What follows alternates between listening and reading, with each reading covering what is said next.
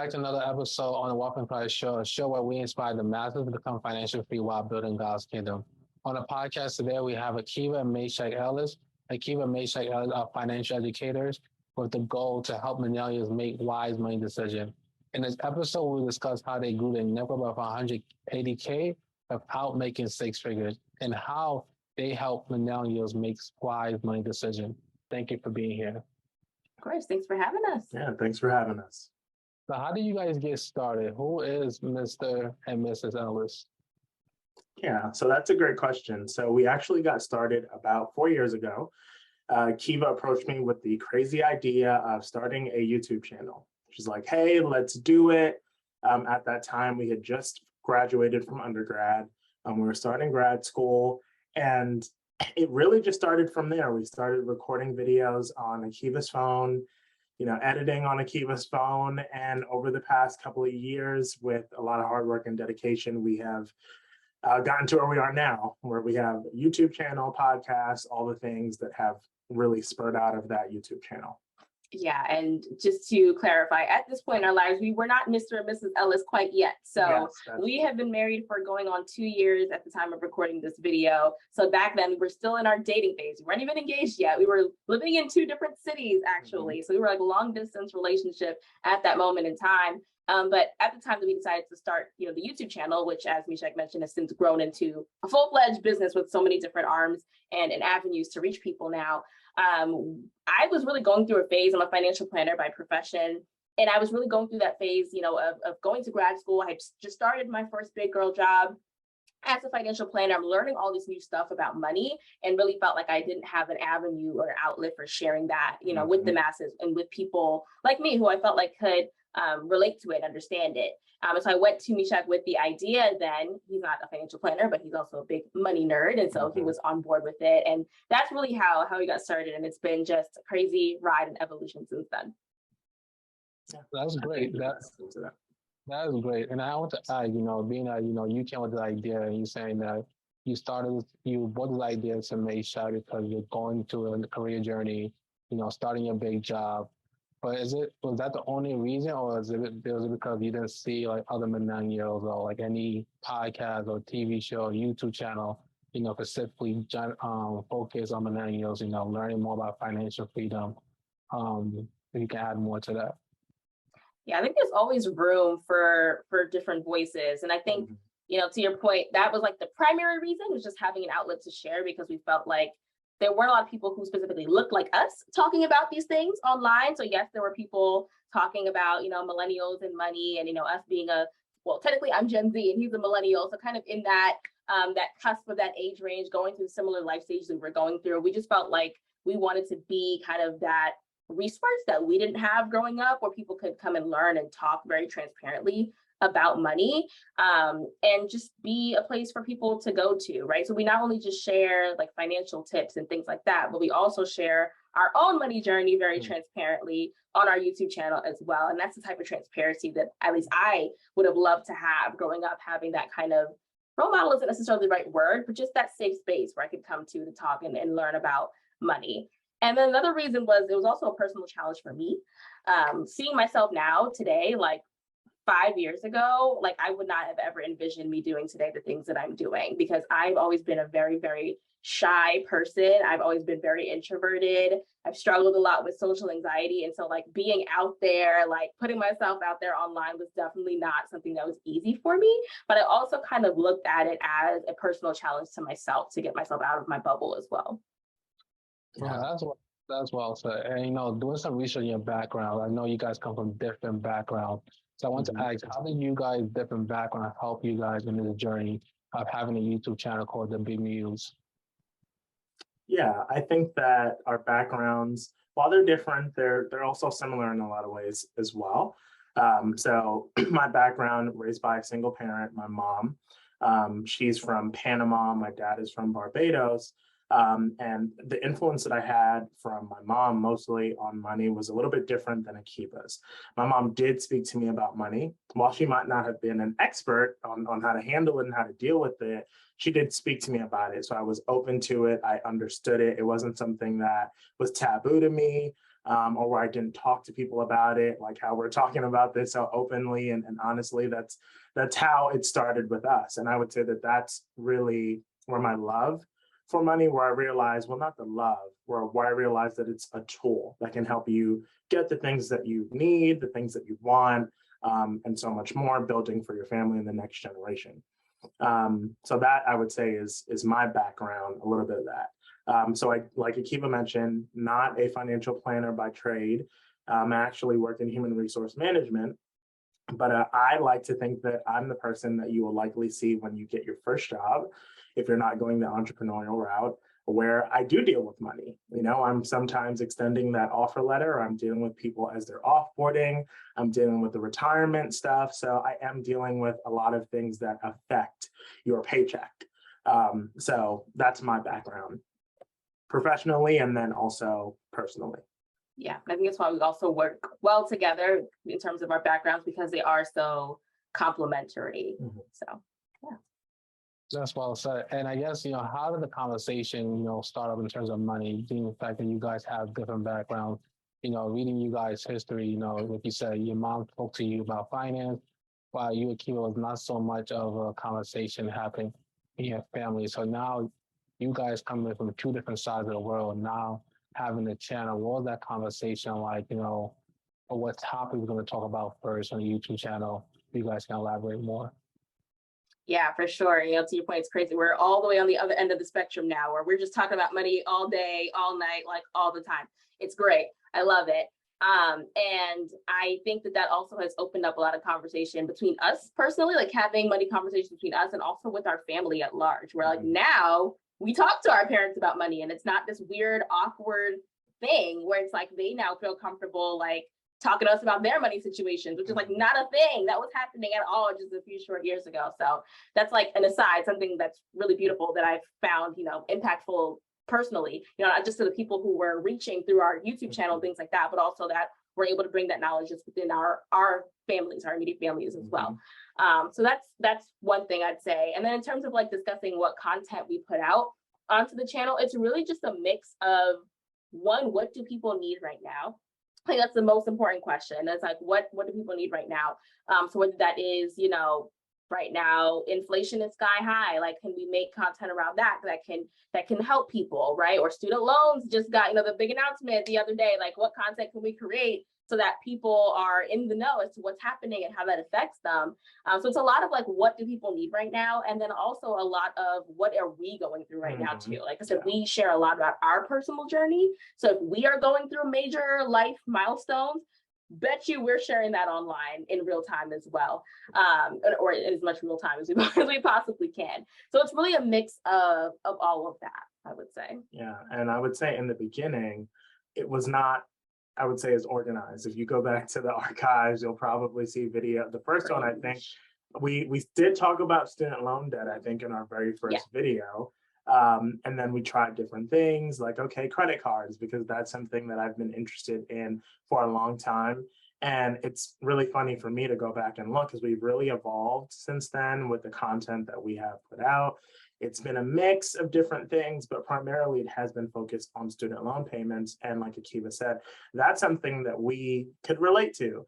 We graduated from undergrad, we had quite a bit. And then when we went to grad school, combined, we had $160,000 of student loan debt. So it was very real for us coming out and working. Plus a car note on my end, but yeah, we won't talk about that. So coming out and getting our first full-time jobs as adults and managing homes on our own. She had an apartment, I had an apartment in Maryland, she had an apartment in Massachusetts. So it was just like, okay, how do we handle this? This is new territory. And as we mentioned, money conversations, I think that there's some level of things that you just have to go through. And while your parents do prepare you for it, they might not necessarily get into the nitty gritty, like, hey, you got to pay an electric bill. It might be this, you have to pay that. You just go through those things and learn them on your own. So it was sharing all of that with everyone else, that it's like, hey, you don't have to go through this alone. We've gone through it. Here's all the information that we've learned. Things might change, but at least this gives you a really great foundation. No, that's really great. That's really good. And I want to ask, something, based on what Akiva said, you said once you guys start this journey and you guys are 5 years into the journey, the conversation between your parents in terms of money is better. And, it's common in the minority community, just a community where there's like influence of money's not a big thing, where it's like a taboo. I'm Nigerian, so you don't really hear about money or anything like that. So you may hear like, oh, we're going to get this job, become a lawyer, doctor, nurse. But no one really talks about money. And I want to ask, how would you encourage, someone who listens, who may be a millennial, who may be a Gen Z, to start that conversation with their parents, to start talking about money? That's a great question. I'll at least share where I started. And I'd say this is the best way or whatever, but this is the way that I started that I honestly felt was most effective for my family.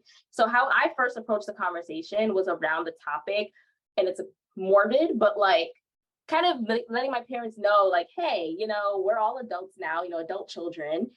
And we have no idea what we would do if something happened to you. The parents were like, we know nothing. We don't know who has the mortgage. Like, we don't know anything. You know what I'm saying? Do you have life insurance? Like, we don't even know. And so I think approaching it from that vantage point where it's less about, oh, we just want to be up in our business, and more framing it with like, oh, we really don't want to leave our kids in like a really bad spot if something happened to us. I think that hits home a little bit more than like, okay, how much you make? Like, like it's putting some context around that and something that is more meaningful and legacy driven. I think I found from my family at least was the best way to start broaching that topic. And the more we just talked about it, the more we talked about it, the more and more comfortable they became. And the more that they saw us openly sharing, I think that also, kind of incentivized them to openly share too. And also they realized after a while that's to their benefit, because then they can just ask us money questions whenever they want. And they had kind of like free financial help in the house. So Oh, that's pretty good. That's pretty good.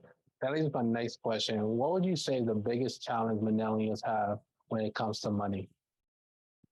I would say the biggest challenge that most people have is they don't necessarily know how to manage it.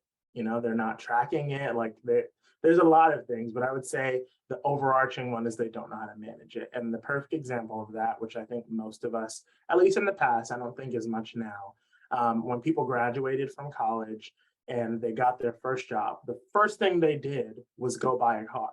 It's like, okay, you just start making money, no matter how large or how small it is, and you go buy a vehicle, not necessarily thinking through all of the repercussions and maintenance and what interest rate you got. So that, I would say, is managing it is the real big problem. And then I would say after that would probably be tracking things. What's not tracked cannot be managed. So if you are receiving that paycheck from that new job every week, bi-weekly, whatever it is, and you have that new car and you know what the car note is, what gas is costing you, what insurance costs, but you haven't necessarily sat down to say, well, this is what I have net after taxes. These are my, must-haves, groceries, rent, things like that. How much do I have left? And I think a lot of people find themselves living paycheck to paycheck because they don't know that. They just go out and do things on emotion. And that's something on a personal note that we try not to do. Like right now, I have been waiting to buy a new iPad, and I've been holding back on pulling the trigger, mainly because it's like, do I want this? Do I need it? I don't want to just, while I can afford it, even though I can, it's like, I just don't want to buy on emotion. Oh, I want a Tesla. Should I just go out and buy it because I can? It's thinking about things methodically. How can you make it work? And thinking about after today, after the feeling has wore off, how is this going to affect me and my family long term? I think that's probably that third piece, is getting over the emotional hurdle. Yeah, and I think also a big challenge, especially for, I would say, younger millennials and most certainly Gen Z, is the fact that we've all kind of grown up, or at least experienced most of our formative years in the internet era. Mm-hmm. And so I think that there's, the benefit is that access to information has become a lot easier, but that's also a challenge in and of itself, because not everybody who's with a mouth on the internet is actually telling you good information, and also information that is applicable to you where you are at your stage of life. And so I think that presents a challenge as well. So, now it's kind of like everybody is on, crypto or investing or Forex. And it's like, I don't know what so-and-so told you on TikTok, but let's back that train up a little bit. So it's also kind of like getting to the core of that misinformation and kind of like resetting people's like mind frames when it comes to how you actually do this whole money management, wealth building thing. So I think a lot of people start in the wrong place and they're listening to every Tom, Dick, and Harry on the internet. And that also just leads them to nowhere. And I get it, again, as the HR rep on the call right now, if you aren't thinking about investing in crypto, and if you have a 9-to-5 job and you have not put money into your 401k or 403b account, you're doing it wrong. You need to crawl before you walk before you run.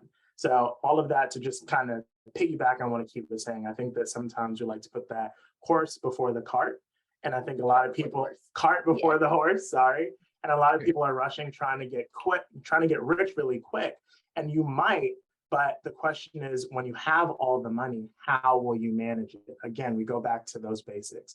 How will you be able to manage it? Because a lot of people with money who win the lottery, they go broke very quickly, and that's not by coincidence. You have to learn how to manage what you have. No, you guys definitely dropped a lot of gems. You have me here thinking about when I first graduated. And one thing that you said, because when I first graduated, or even when I first graduated high school, thinking back, a lot of people wanted to get cars, that was like that accomplishment that, like I did this, I went through this, or they want to get like a very expensive house or move out their parents' house. And I know you guys spoke earlier that, when you guys started this journey, you had student loans, you had a car note. So how do you guys go from having all of that to now increasing your net with about 180K?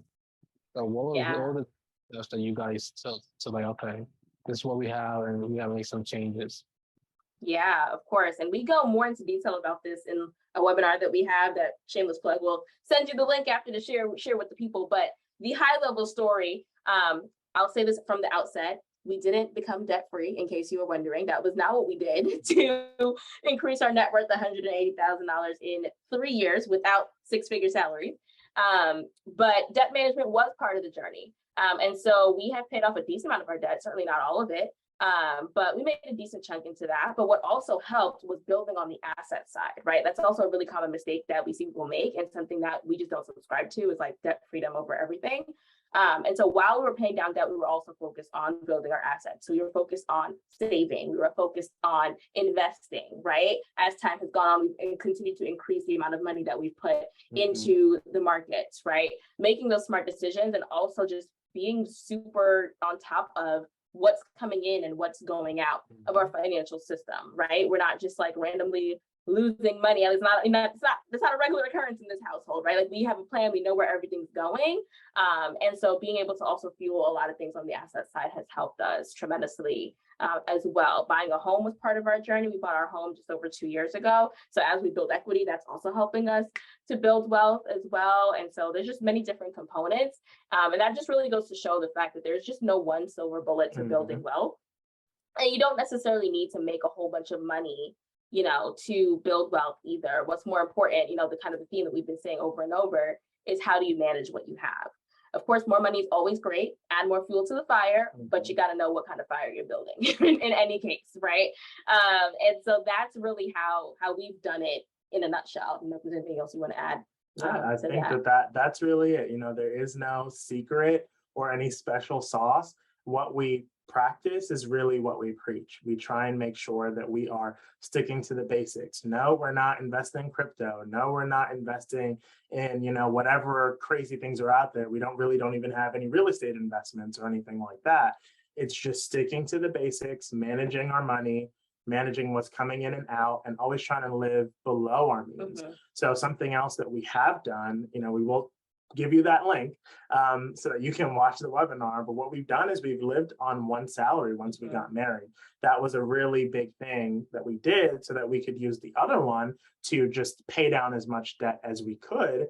And then also take advantage of those retirement accounts at our jobs and retirement matches and those type of things. That's really how we've been able to supercharge things. And the pandemic, while it has been devastating, there has been silver linings to it. Not having to pay for student loans during that time, having that pause, like that helped a lot. because my student loan payments were $1,200 a month when I first graduated. So, you know, it's like not having to pay something like that during COVID, and I've never paid that. So I just want to make that clear. Let's make that clear. I want to make that clear. But that's the letter that I got in the mail, what my payments were supposed to be. So having a pause on all of that for the past 2 years also really put us in a situation where we could make major moves with our money. Yeah, and making smart decisions too. I think people don't really understand the weight of making major life decisions like buying a house, like major purchases that have the ability to really make or break your wealth building journey.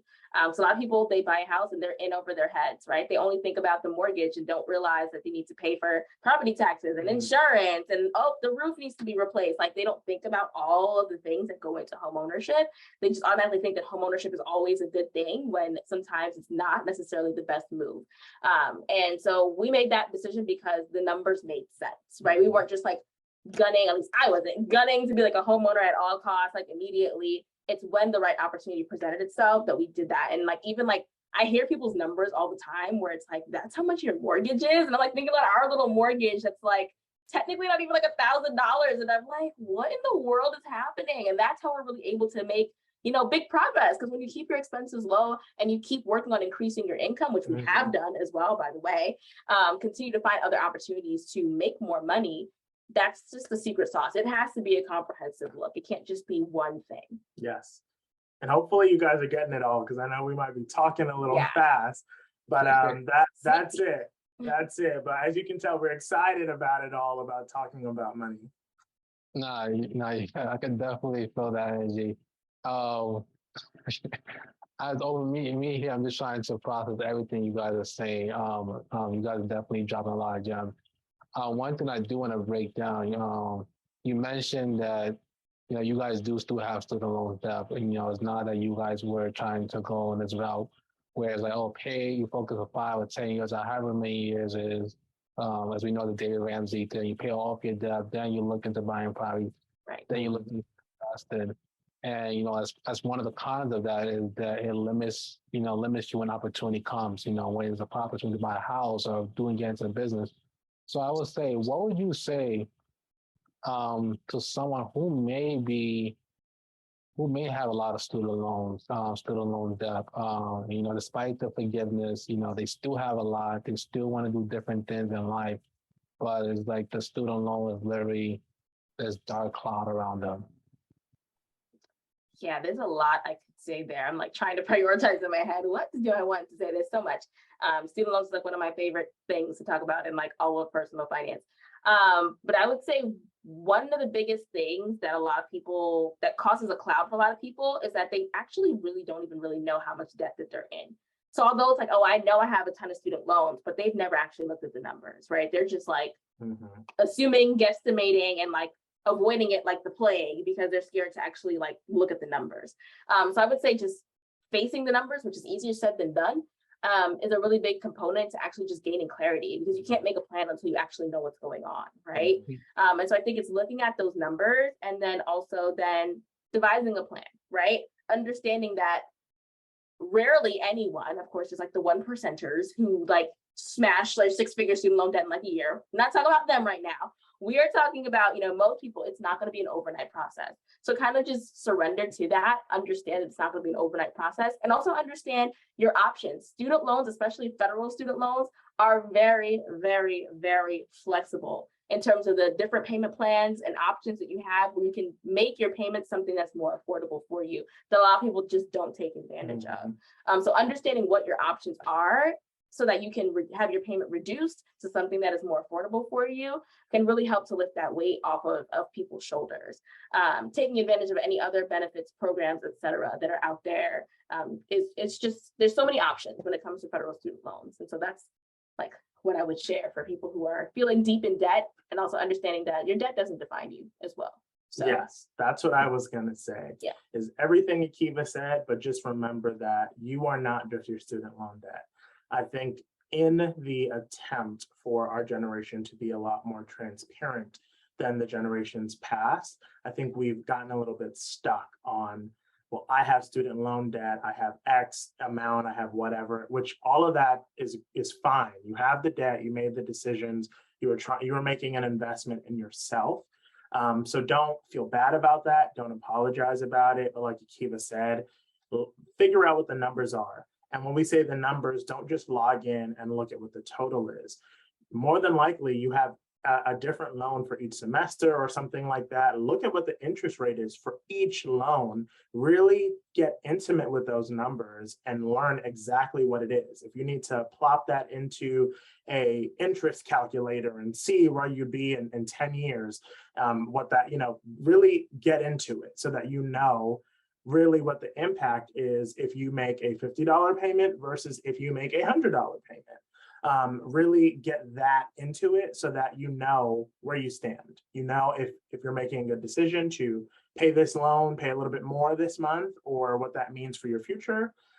Or if you skip a month, what that means to your credit, what that means to everything else. So, just know what it is that you're doing. That's what I would say, but don't let it define you at the same time. So it's a weird space to be in.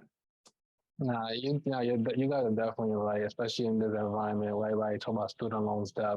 And that was like everybody cancel you out if they hear about the student loan debt that you have.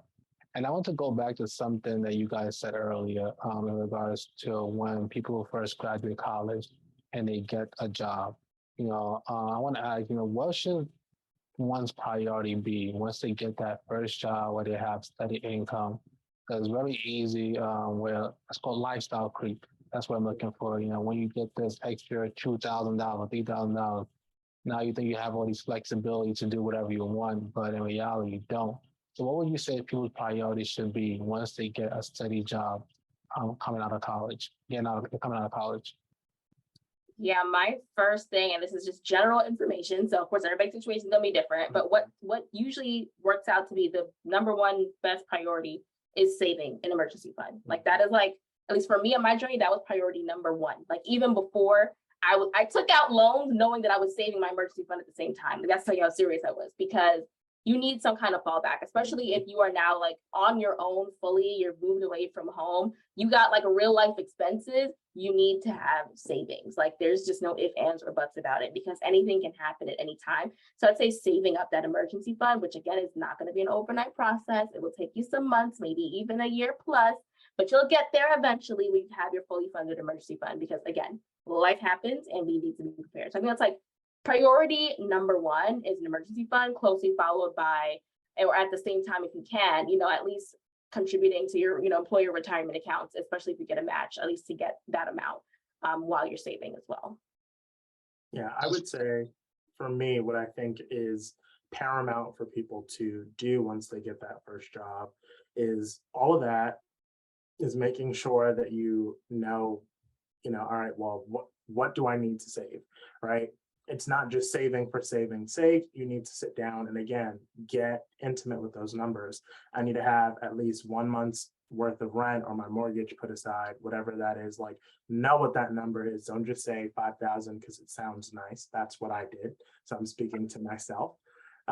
Really know what that number is. Okay, I want to have 4 months, 5 months, 6 months of rent put aside. If my rent is $600, 6 times 600, that's for rent. I have a vehicle. If my car breaks down, I know that it's going to cost X to fix for me to get a new tire. That's something that you might need to change. If that's $200, 200 times 4 tires, if I need to change all 4, that type of like getting into the numbers so that, again, if something happens to that car, if you lose that job, if we're in a global pandemic like we were and people were losing jobs, that, hey, this is a terrible time, but I have 6 months of my living expenses put aside. Even if I got to light candles because I can't afford to pay for the electricity, that's fine. You can work with that, but at least have your shelter covered, have your shelter covered. And that gives you time where if you do need to adjust, hey, I need to break the lease, I need this, move back home. There's no shame or anything wrong with that. Live with a friend. At least you have time where you don't have to, again, act out of emotion. Mm-hmm. Because I see a lot of people, lose their job today. And it's like, oh, got to pack it up, got to be out the apartment. And it's just like, whoa, it just happened today. And this is where we are. We went from 0 to 100 in such a short period of time.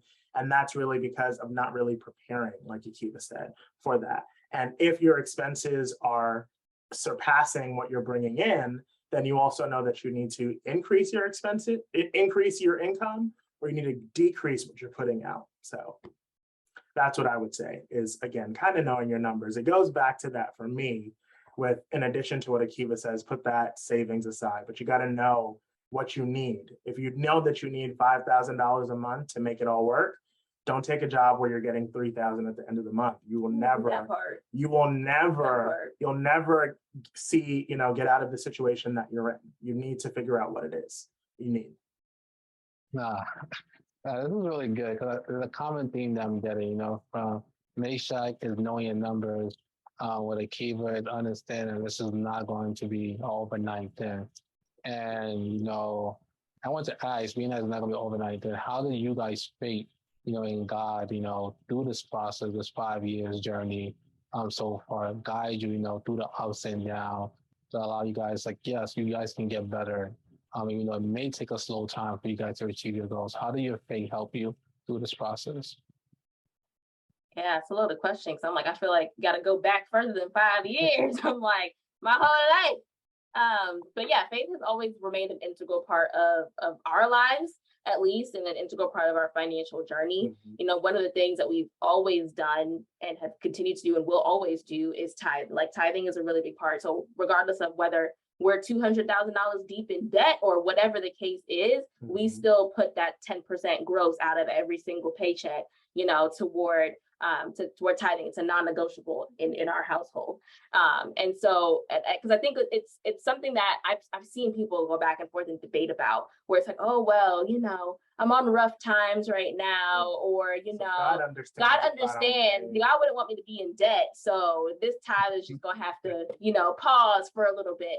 And no judgment to people who do that. It's just a matter of that is just not what we do. Right. And we have seen God come through time and time and time again. We have never went without. We have never been in want.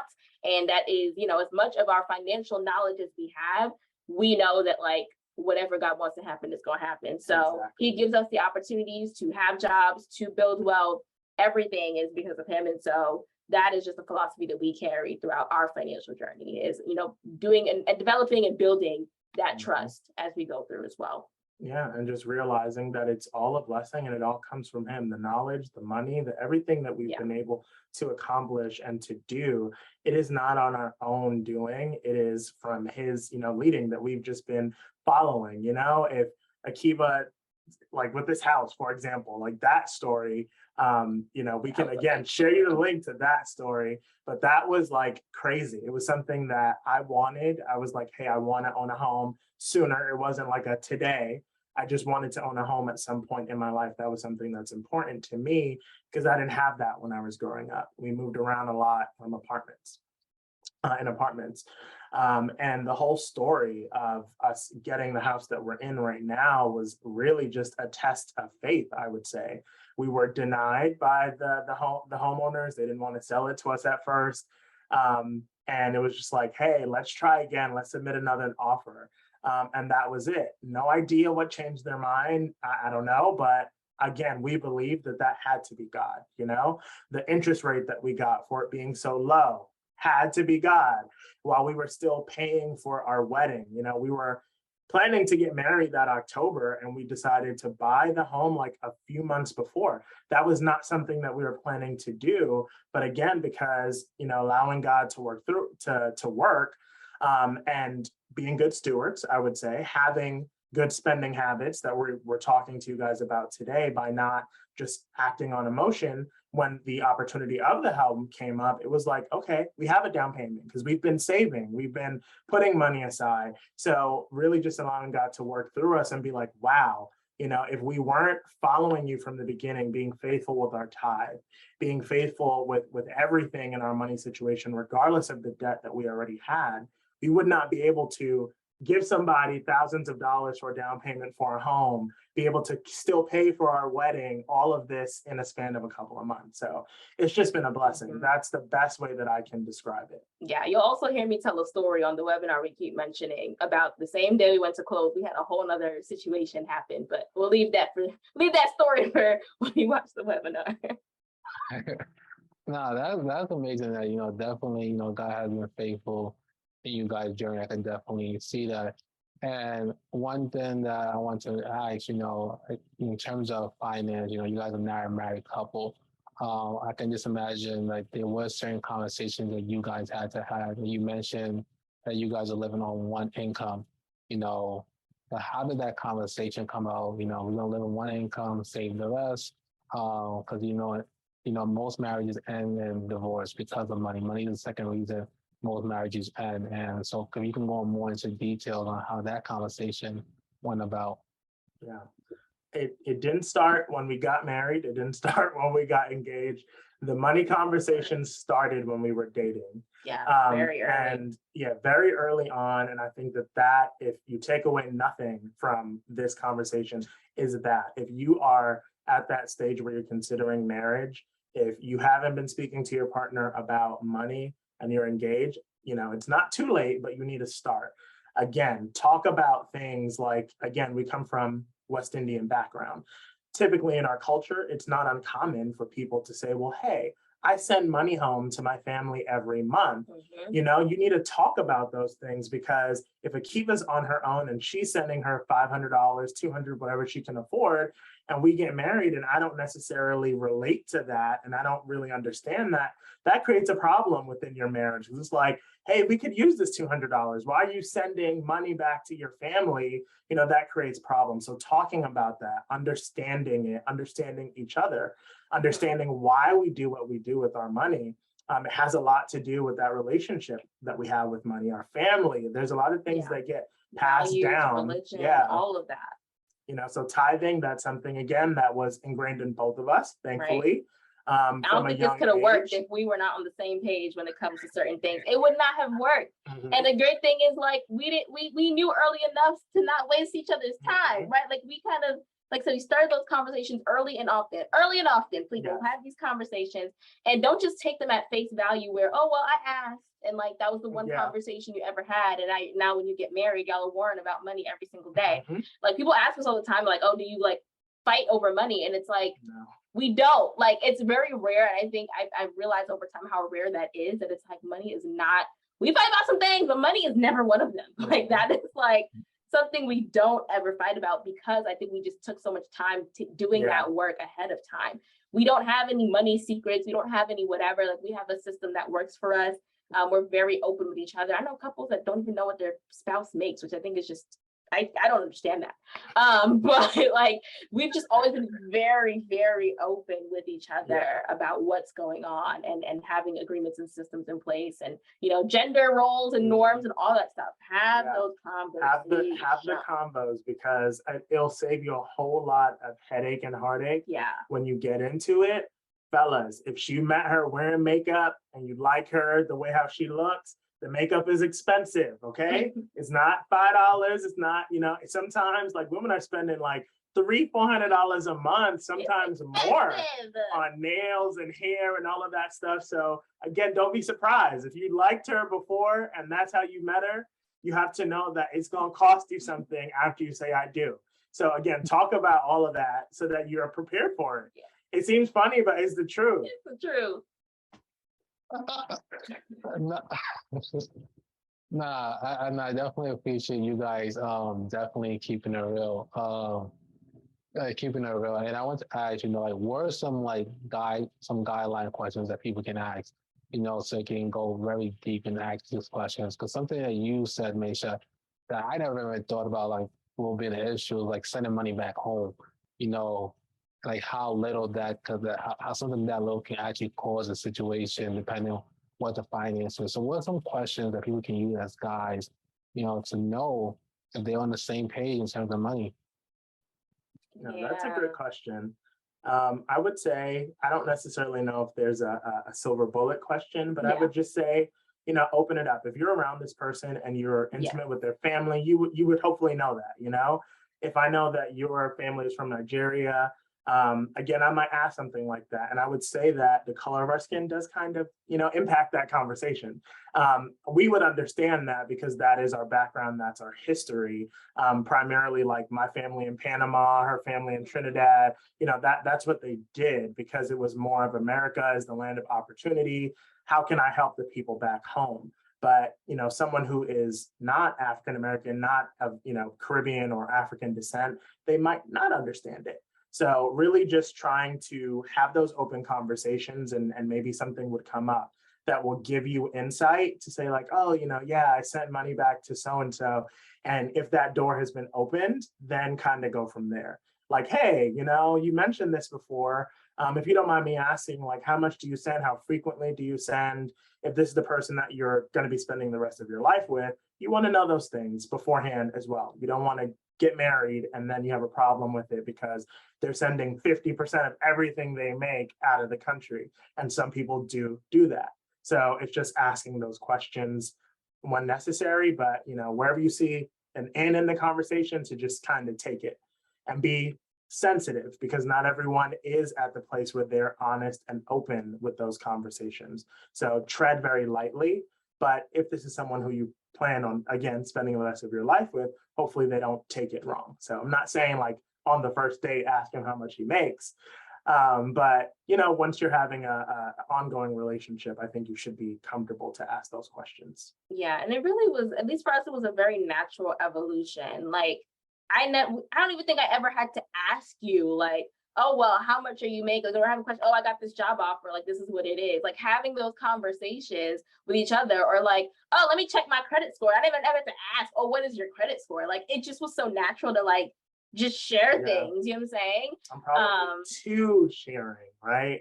Like I'm probably too. She just goes into the bank account. She sees what's in there. I mean, now that we're married, I wasn't doing that before. Yeah, not before. But now she's like, oh, your paycheck is off like 2 cents. What's going on? I'm like, what? Like she knows everything that's going on. She catches stuff before I do sometimes. But that's just how open we are. And it's not just with money, it's with everything. Yeah. But when you have that relationship, when you found the right person that you trust, I think that makes it a whole lot easier as well. Yeah, I would say even if you're comfortable, if you're that couple that's already open and transparent about a lot of things, I don't know, do like a credit card statement swap or something like that. Just look at stuff. I don't know. Might be not for everybody, but some people might be, open and willing to do that. I feel like YouTube and social media has kind of normalized people doing that now. Everybody's posting videos doing that kind of stuff. But you might see a transaction where it's like, wow, you spent $2,000 eating out last month. Like, is this going to be our life when we get married? Or, you went to the Gucci store and got this thing. Like, is that going to continue to be a thing when we get married? If you're in a relationship, you would see those things. Well, here's what you don't do. What you don't do is, before you are married, you do not go putting people as primary users on your credit card, on your bank account. That I would say, don't do that. You don't want to get caught up. So just want to be balanced in the conversation as well, because I've seen people who do that. So yeah, and it does not end well. I'm in several Facebook groups where there's at least one message like that every single day, where it's like, oh, my boyfriend, we own a house together, we do this together, and it's like trying to separate. It can be tough. So I'm not saying never, but proceed with extreme caution. Proceed with extreme caution whenever you're commingling anything to do with money before you are legally bound to each other. Very, very important. And understanding, and I think there are certain key things you should know before you get married, though. At a minimum, like, credit is definitely important, because that affects, okay, we're trying to buy a house together, but your credit score is 400. Like, what are we supposed to do with that? Right? Like, it's stuff like that. How much student loan debt are we in, and how's that going to be handled when we get married? Right? So one person's bringing debt into a relationship and somebody is not. Like, you got to have those conversations. Even things as to like criminal record, which hopefully you should know if you're getting married to somebody. But you got to know, because if you got a record, that means there's certain jobs you could just never get, right? And it's just like, that also affects the income of the household. It's little things. It's the little things. And the real-time things, right? The new iPhone just came out, and everyone who has the Apple credit card, they're bum rushing Apple because they can get that new phone interest-free. They just have to pay monthly payments. So, things like that, where it's like, oh, he has the new phone every year. That might have been cute in year one of dating.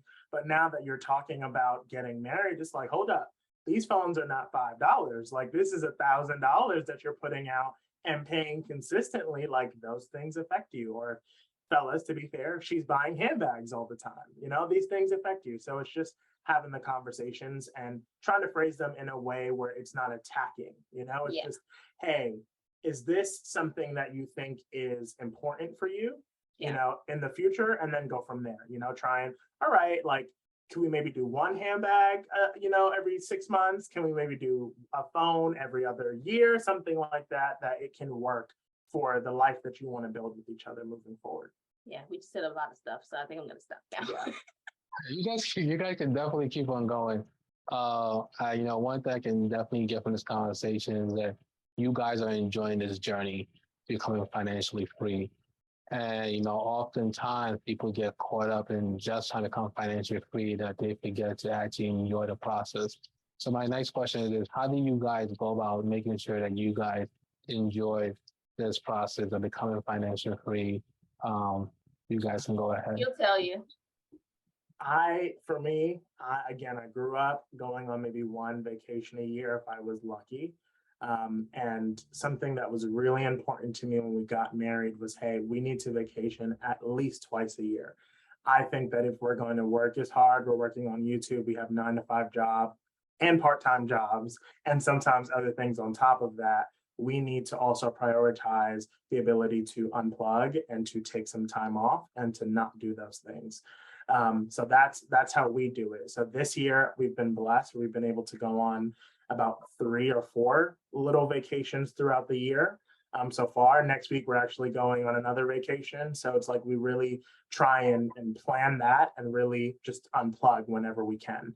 So that's what I would say from my perspective. Akeiva can let you know if there's anything. I knew that's exactly what you were going to say. So I just let you take it. Yeah, travel is definitely a priority in our relationship and on our journey, right? Like, it doesn't all have to be, right, the most responsible, quote unquote, decision or the math answer, right? Like, you need to also enjoy your life. Like, Yes. You're not just putting away money to put away money. Like, You can't take that to the grave. Like, you need to enjoy your life as well while you're on this journey. So we've always traveled, even when we were students, even when we were in debt, we've always traveled, right? And so that is something that we have definitely prioritized on our journey as well. And also, shown that, it's possible to do both. Like, we're still very happy with the progress that we're making, while also earmarking a decent amount of money each year for doing these travel things. Yeah, and life happens.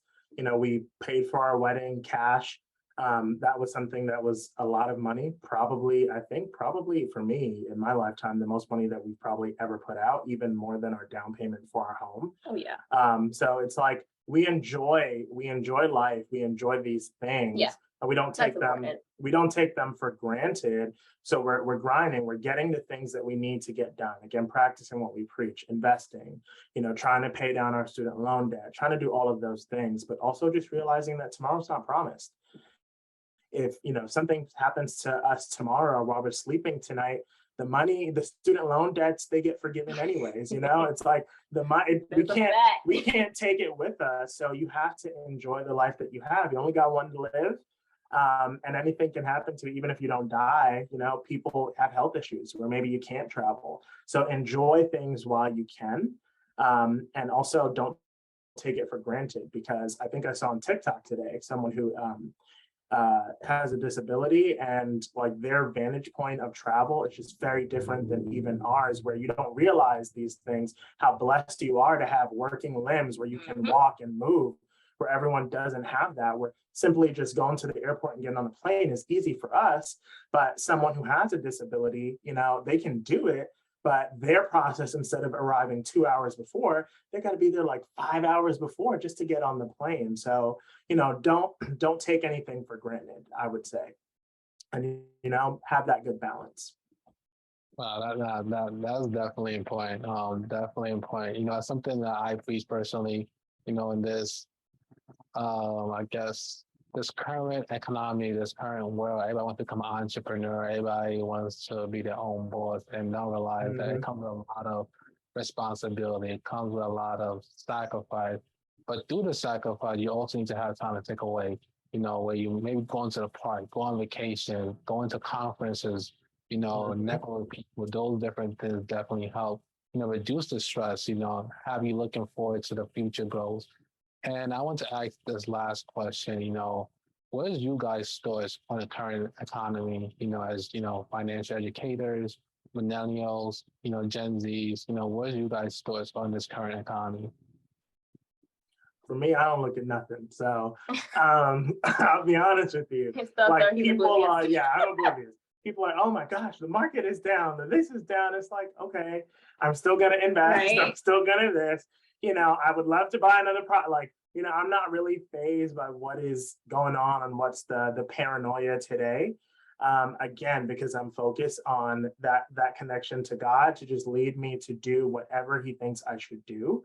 I know that it's rough. Some people are maybe the Great Recession that was happening before. A lot of people were quitting and going to other jobs. Some people are realizing that the grass, Resignation. Great Resignation, Okay. not recession. Sorry. A lot of people have been quitting and going to other jobs and realizing that the grass is not always greener. People our age have been quitting to start, their business and LLCs and all of that stuff, which is great. But I will add on to that. Look, life, you can do what you want to do, go on that journey.